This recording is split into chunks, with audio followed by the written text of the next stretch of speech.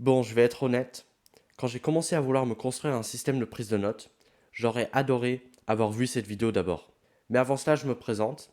Alors tous les jours, je partage un nouveau conseil qui va vous permettre d'apprendre efficacement, de prendre des notes, et tout ça, je l'explique dans les vidéos, mais également dans un e-book offert, plus un coaching où vous pouvez par exemple où je peux par exemple répondre à certaines questions, ou alors si vous avez un problème pour mettre en place tel logiciel, eh bien je vais vous aider à le faire.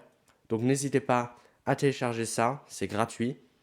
Et nous on passe tout de suite aux 7 erreurs. Mais ce qui est fou, c'est que ces erreurs sont pourtant faciles à éviter et c'est presque du bon sens. Mais beaucoup de gens font ces erreurs sans même s'en rendre compte.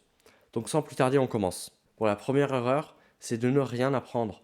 Et oui, parce que c'est bien beau de vouloir avoir un système de prise de notes, mais si tu n'apprends rien, ou alors que tu apprends peu, que tu lis par exemple très peu de livres ou que tu ne suis aucune formation, eh bien ça ne va pas servir à grand chose. Et il faut que tu commences par apprendre efficacement et surtout par apprendre tous les jours. La deuxième erreur, c'est de ne pas prendre de notes juste parce qu'on a la flemme. La flemme n'est pas une excuse parce que la plupart des systèmes de prise de notes sont, on va pas se le mentir, sont très compliqués à utiliser, sont assez fastidieux et du coup on n'a plus envie en fait de prendre des notes. Grâce à des systèmes de gamification, on peut réussir à rendre tout cela ludique. La troisième erreur, c'est de ne pas classer efficacement ses notes. Et oui, tu peux classer tes notes par ordre alphabétique, mais tu vas jamais pouvoir retrouver tes notes. Ce qu'il faut, c'est classer ces notes, mais pas dans des dossiers, mais avec un système de tags. Mais tout ça, je l'explique plus en détail dans l'ebook qui est dans la description.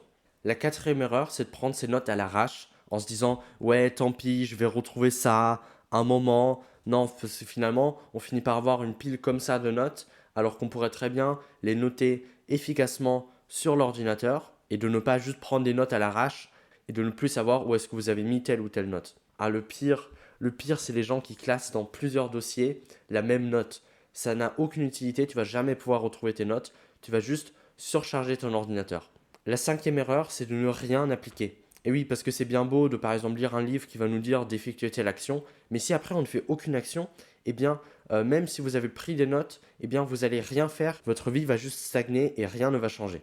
Donc pour savoir comment appliquer efficacement, j'ai fait cette vidéo qui vous explique ce que IKEA m'a appris sur la prise de notes et comment appliquer efficacement.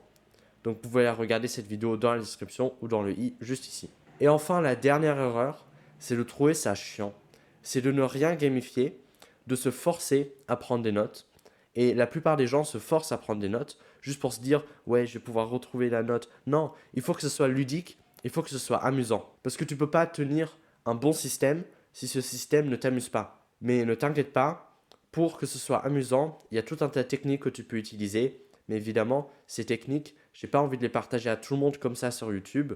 C'est pour ça que je le partage dans l'ebook. Donc si tu veux vraiment aller plus loin et accélérer ton objectif de système de prise de notes, et surtout de ne rien oublier, n'hésite pas à checker ça, c'est dans la description. Donc moi, je vous embête plus. Vous pouvez aller télécharger l'ebook qui est dans la description. Et nous, on se retrouve demain pour une nouvelle vidéo. A plus.